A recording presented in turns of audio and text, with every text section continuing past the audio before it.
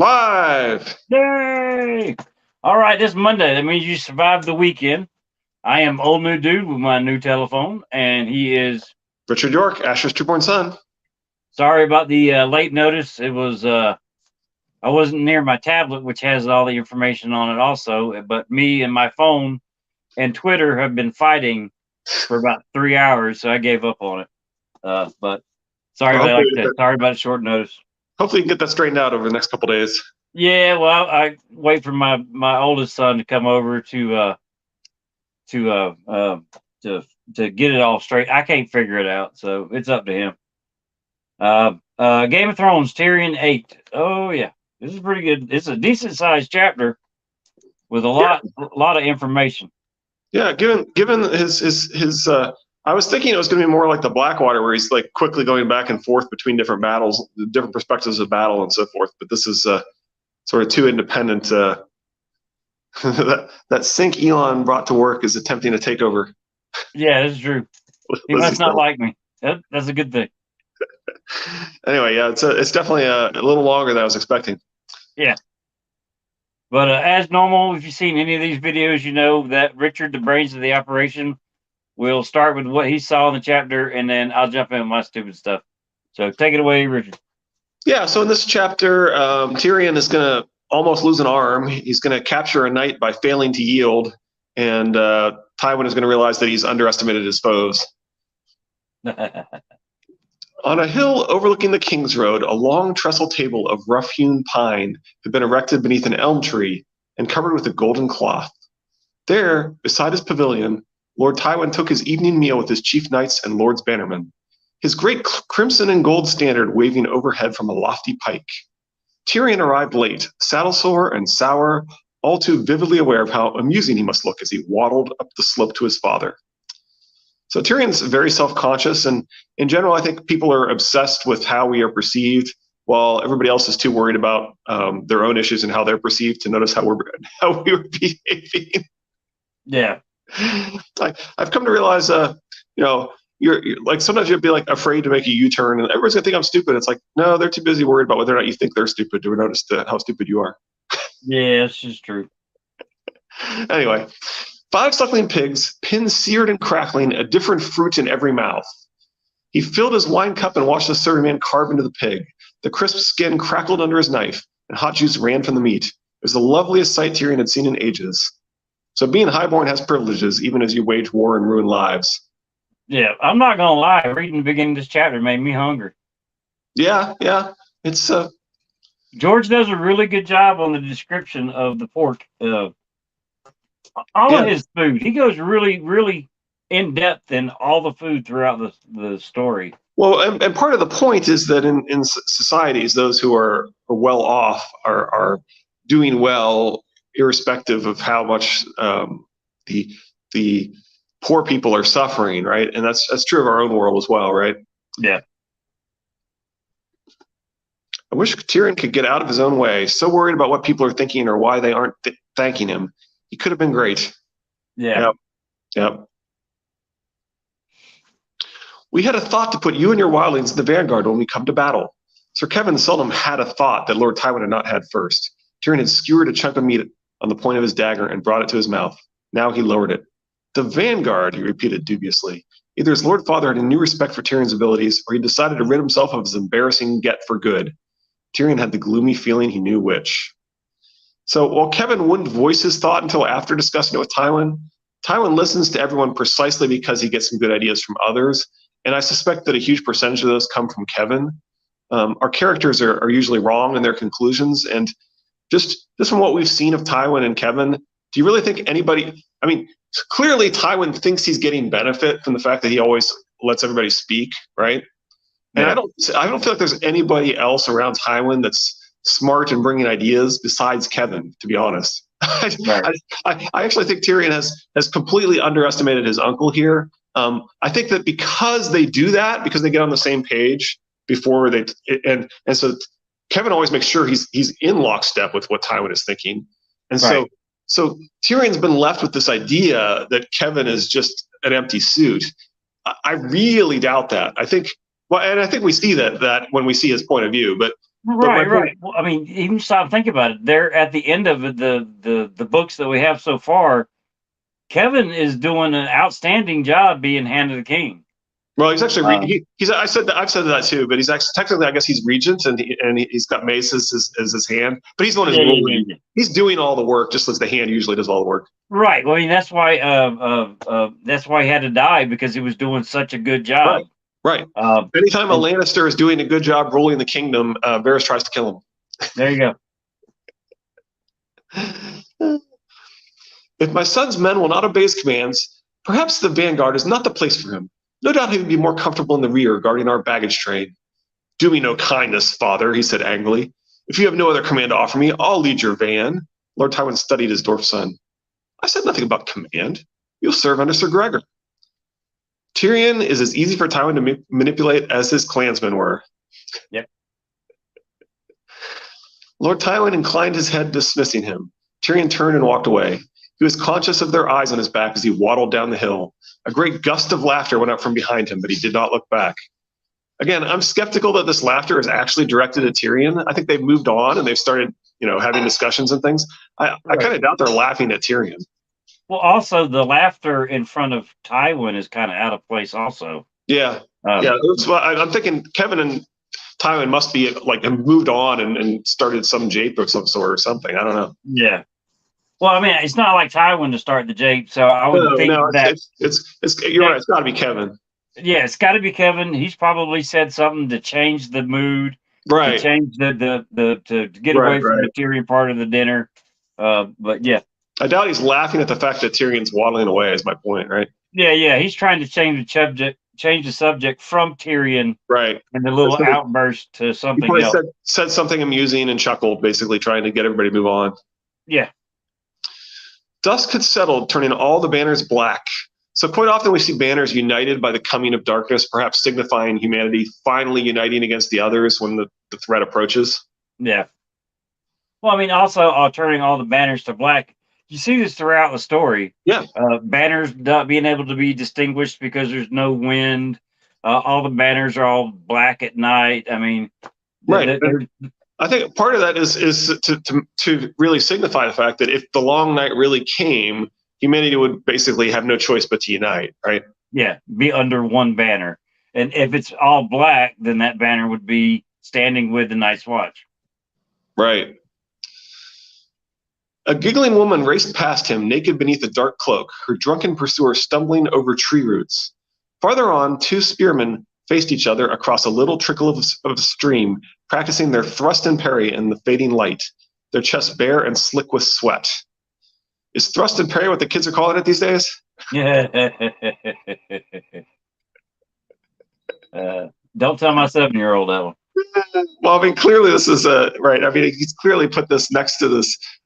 He's put sex next to two spearmen facing each other, right? And that's the point, is that he does that a lot, right? He's trying to portray swords and spears as phallic symbols, and anyway, just now, is that more of a hint to the Lightbringer being a male personal sword?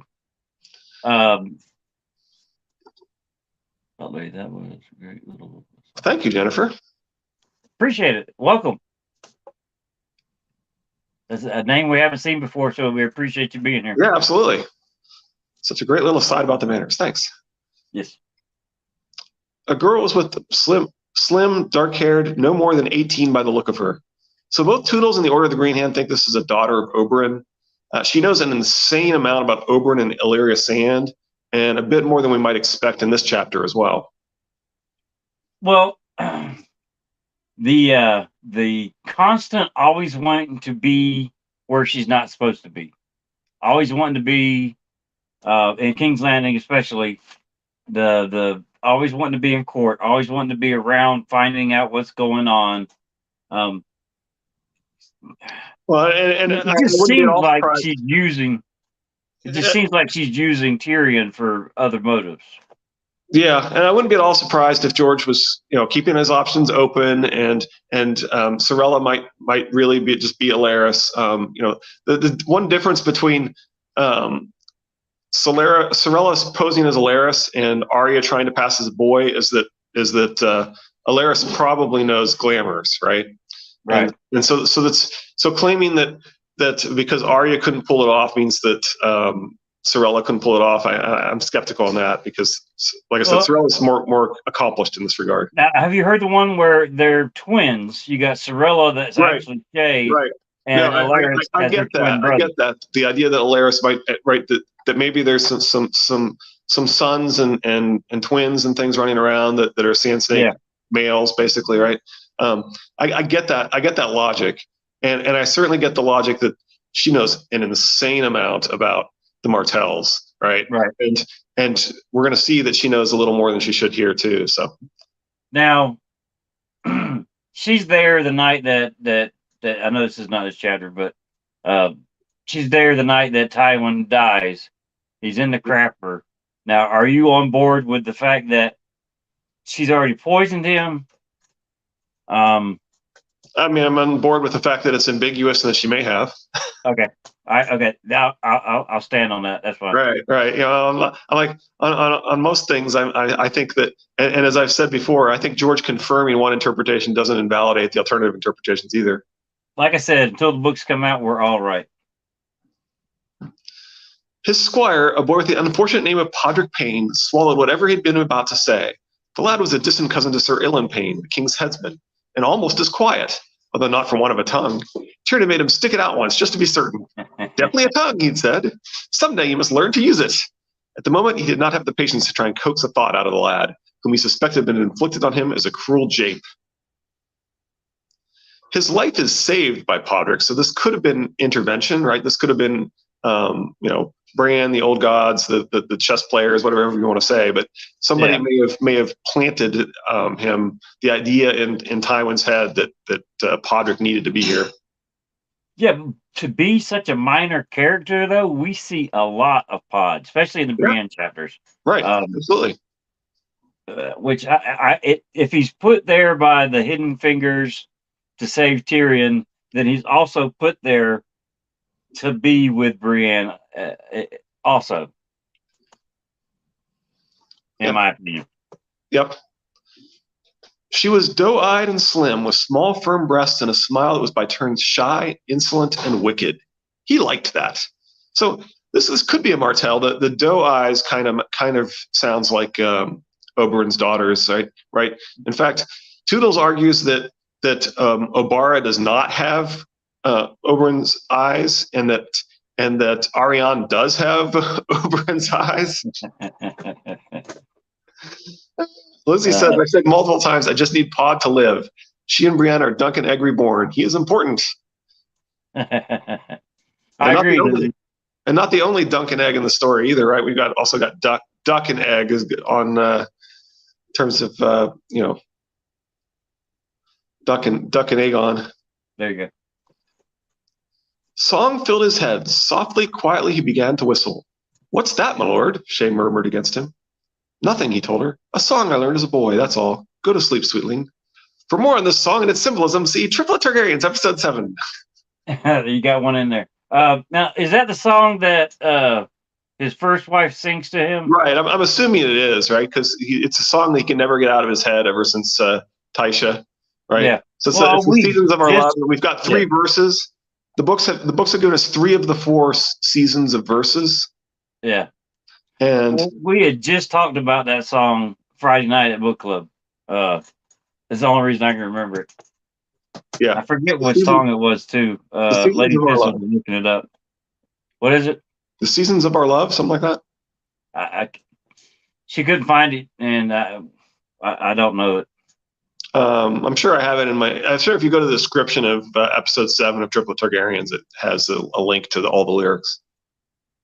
There you go.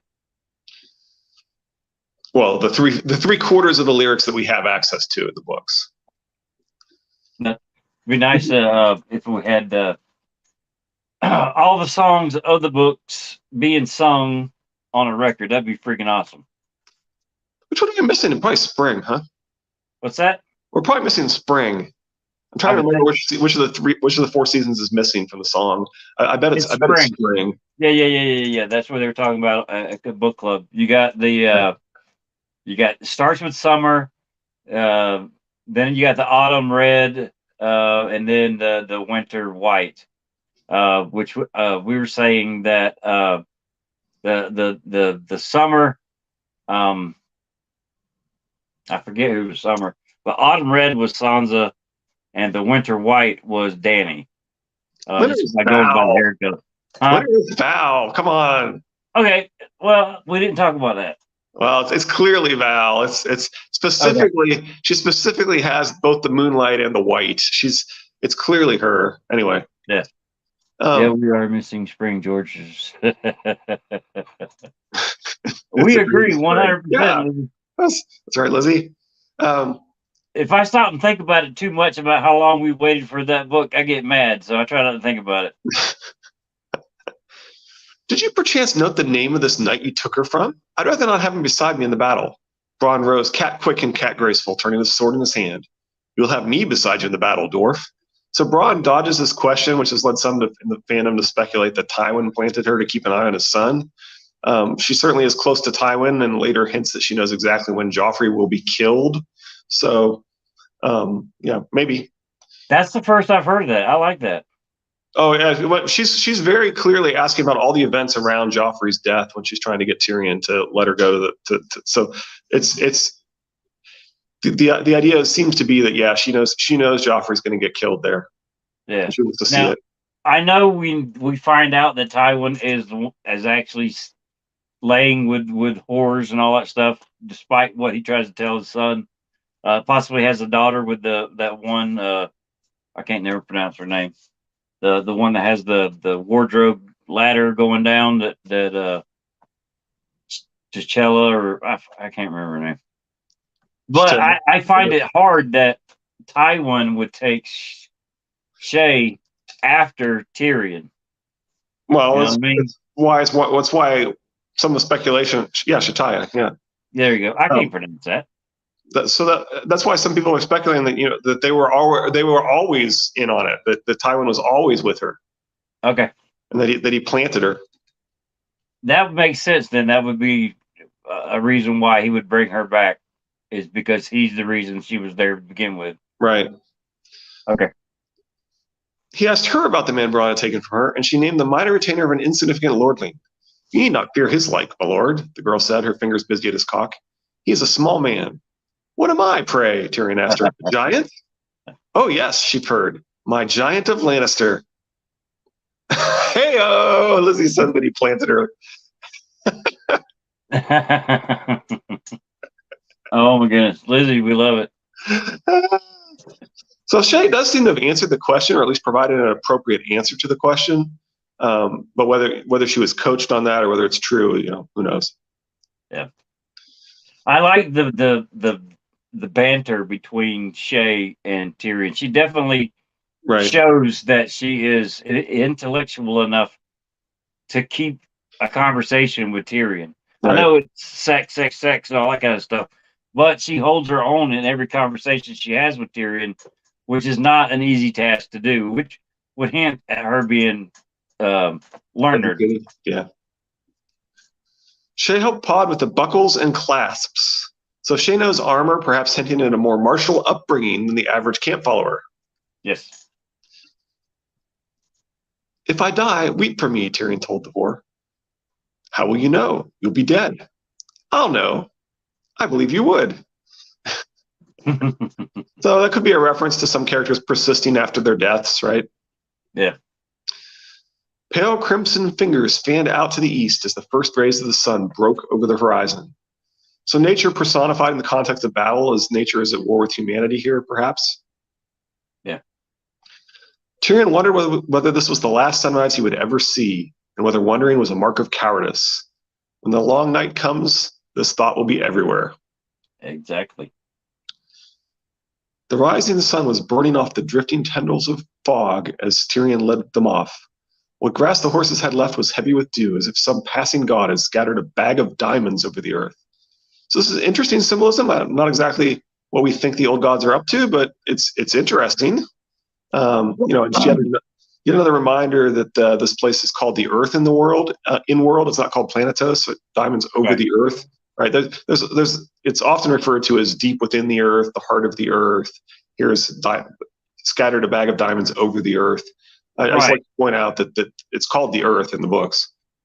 Yeah, definitely. Also, you get a lot of the repeating horns in this part of the chapter. Mm-hmm. The hurry, hurry, hurry, all that kind of stuff. So anytime we see the repetition, then chances are somebody is watching this occasion. Somebody else is there. It's one of the big players. So you think that the old gods or their enemy are rushing people here? I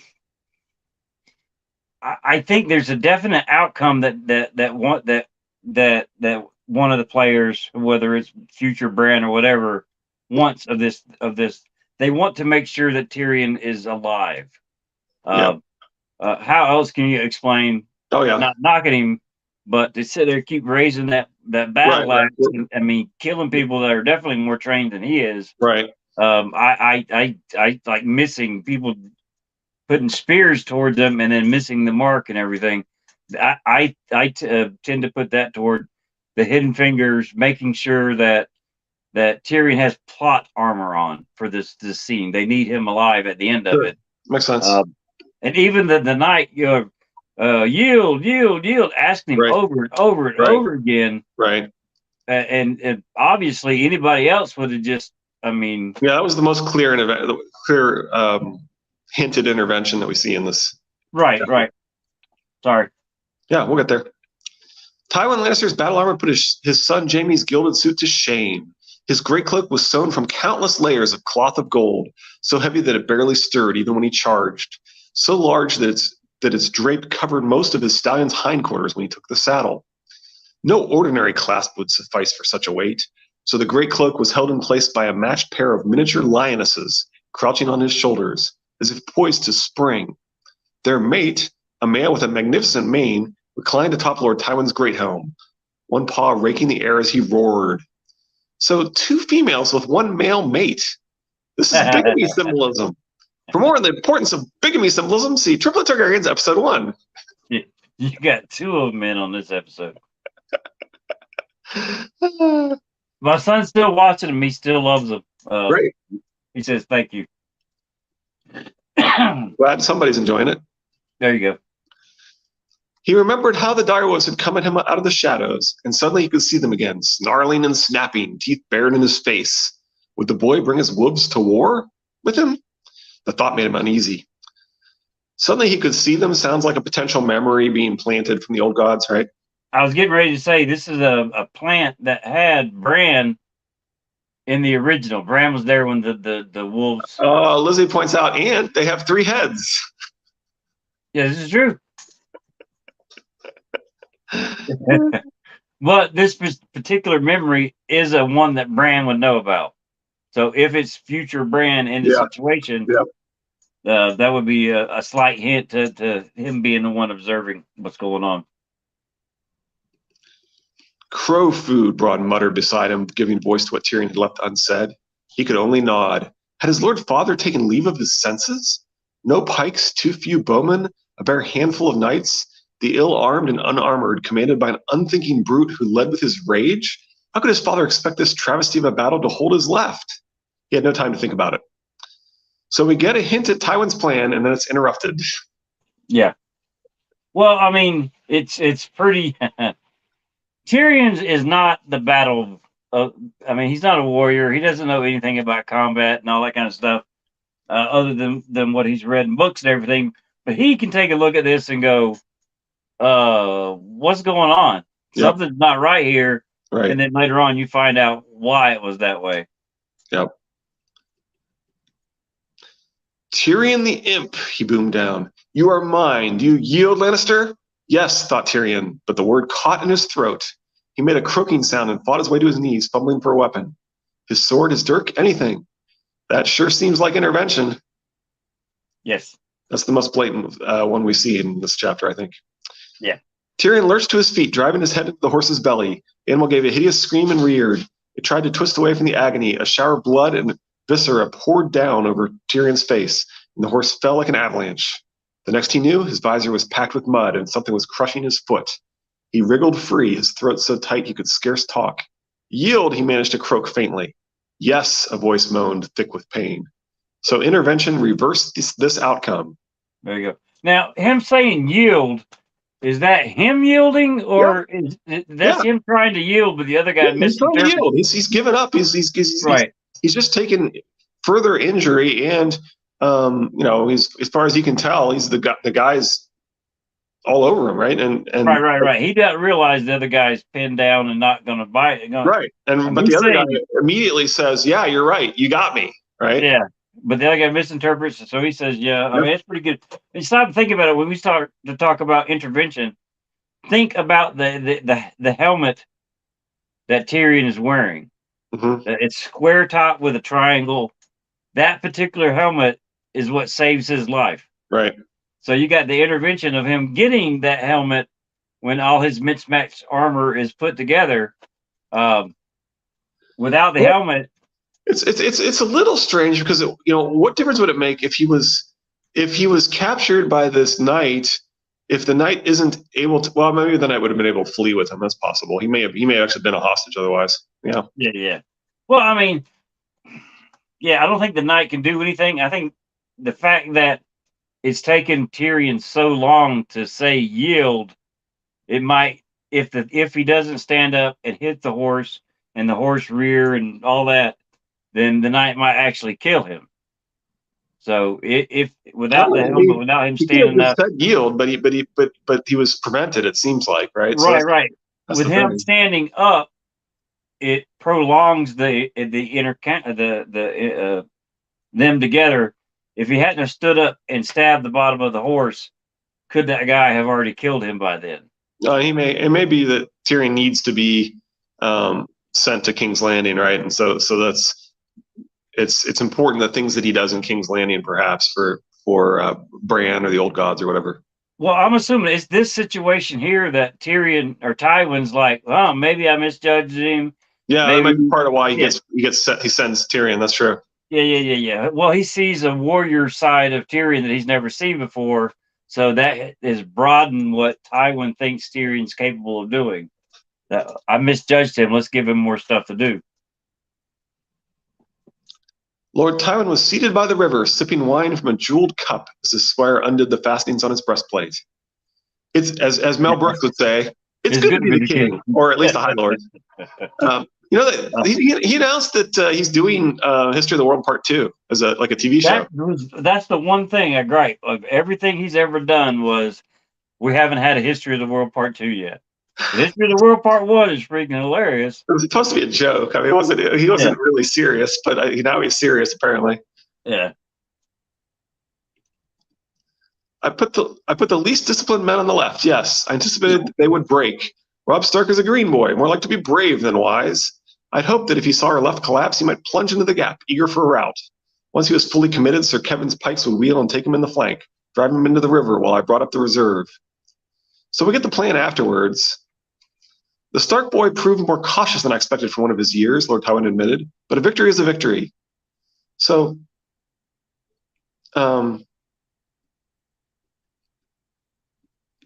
Tyrion's right arm was soaked with blood. Yeah, that's it. That's right. Okay. So perhaps Roose did slightly more damage than the Great John would have. Maybe, I don't know, because the left never did collapse. So the Great John probably wouldn't have gone charging in there. So I'm not sure if it made any difference. On the other hand, stealing a march sped up the distraction, which is kind of not the point. So I'm not even sure. Did Roose do anything here that actually helped Robb? I don't know. I don't think Roose was that much into this battle. You don't see any of it. Definitely. But if his goal is supposed to be to delay, then why speed up the attack? It's kind of bizarre. Well, I mean, that's another. Well, your point is that he's not trying to do Robb any favor. No. Because there's a part in the chapter where they're getting hit with arrows, both men, and it's a slight. The show did the same thing with Ramsay Bolton. So it's not the Lannister boatmen that are shooting the arrows. It's Roose Bolton's boatmen that are shooting the arrows. He doesn't care if he kills Stark men. But even just the stealing the march in the night is bad. If the goal here is to delay Tywin, making them fight earlier is a mistake, right?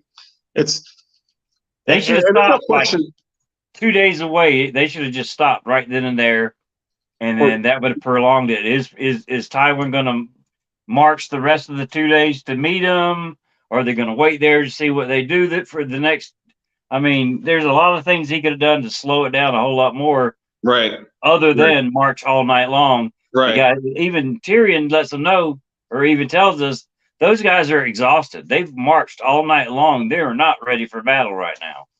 So there's a lot of things that Roose Bolton did that goes against everything that he needed to do. It's hard to see the Great John doing any worse here, to be honest. Yeah.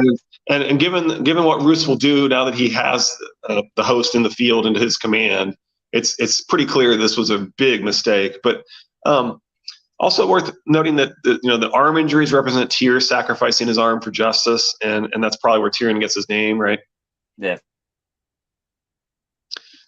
My liege, we have taken some of their commanders: Lord Kerwin, Sir Wallace Manderley, Harrion Karstark, Four Freys. Four Freys, they don't get names. Lord Hornwood is dead, and I fear Roose Bolton has escaped us. And the boy? Lord Tywin asked. Sir Adam hesitated. The Stark boy was not with them, my lord. They say he crossed at the Twins with the great part of his horse, riding hard for River Run. A green boy, Tyrion remembered, more like to be brave than wise. He would have laughed if he hadn't hurt so much. As we know, Robb wins every battle, and we will see his first in our next episode. Chapter 63, Catelyn 10, along with the most blatant symbolic clue in the series. See Trip the Targaryens, episode 5. You got 3 of them in there then. I'm waiting for the chapter, the perfect chapter that has all 7 of them in it. How's that going to happen? I don't know. It could. You never know. That was a really good Tyrion chapter. You got a little bit of Hidden Fingers going on. You see how smart Tyrion is. You get the first interaction with him and what does Lizzie say? Lizzie says they should do like the Wildlings, just stop naming the phrase until they're like 30. Well, as many of them as they got, they just start needing to number them. Well, they're all named Walter and Walda anyway, right? Yeah, just put them in red shirts. They'd be like the cast of the Star Trek engineers. That's pretty good. Yeah. Your takeaway from the chapter? I don't know. I mean, I certainly think that people are supposed to think that Roose being cautious was some great help to this, and I just don't think that that's really true. No, you can count on one hand all the stuff that Roose did so far in this chapter that goes against what he needed to do. Yeah. He did not send the full force of all his people to the front. He marched them through the night, so now they're exhausted and not ready to fight. He didn't stop days away to try to prolong the battle as it is, make Tywin move, either come meet me a couple days later. I mean, he could have kept this another 7 days out there. And then you got the archery killing both sides, which was definitely Roose Bolton's men. Yeah, it is. I agree with you. He didn't care that he killed Stark men. I mean, right. He puts the ones that are more loyal to Robb and less loyal to him in the front, and then he shoots them. Yeah. Yeah. I don't think he had an agreement with Tywin to begin with. No, he's just taking advantage of the fact that he's in charge, right? Yeah, he's saving his. As he says. Yeah, he's in the rear protecting the gear at the moment. Yep. But I want to say that he would go to Tywin and say, "Hey, look, instead of doing this, I did this. Instead of doing this, I did this. Everything. These are the steps that I did to go against Robb Stark. All right, let's make a deal," type situation. Yeah, there's definitely been a lot of discussion in the fandom as to when did he first reach out, whether it may even have been right here that as he got close to Tywin, that he may have. Yeah. I want to say that in this encounter, somehow a message gets to Tywin, either this day or the very next day. Right. I mean, it wouldn't be that hard to have one of your trusted people get captured with a message for him. Well, I mean, chances are even the people that they named here, it could be the phrase, it could be anybody that they captured to say, hey, look, this is a message from Bruce Bolton. He wants to make a deal. I mean, it's easy to get squeezed in there. All right. So good news is my Wednesday meeting got moved to a completely different time. So for this month, that's right. anyway. First of the month. For this month, anyway. So we're good for Wednesday, I think. All right. And I'll do better on reading the chapter this time. I finished reading the chapter like 5 minutes before this thing started. It's been one of those days. It's been. That's all right. A Friday night, I went to. It's like 10 o'clock. Went to lay down with a 7-year-old. Gave him to go to sleep. I passed out. I didn't even get back on book club. Well, and the next chapter they were talking about was Arya. That pissed me off. I had to get off. But one of these days, I'm gonna make it all the way through one of the book clubs. They're like 3-4 hours long. But next chapter's Cat. That was pretty good, Lizzie. We appreciate it. And what was the other one? Jennifer, right? Jennifer. Yeah, Jennifer Slattery. Yep. We appreciate it, Jennifer. It's not that often we get somebody new in on this stuff. Yeah. As you can tell, we're pretty low tech. But thanks, Lizzie. Oh yeah, appreciate it, Lizzie.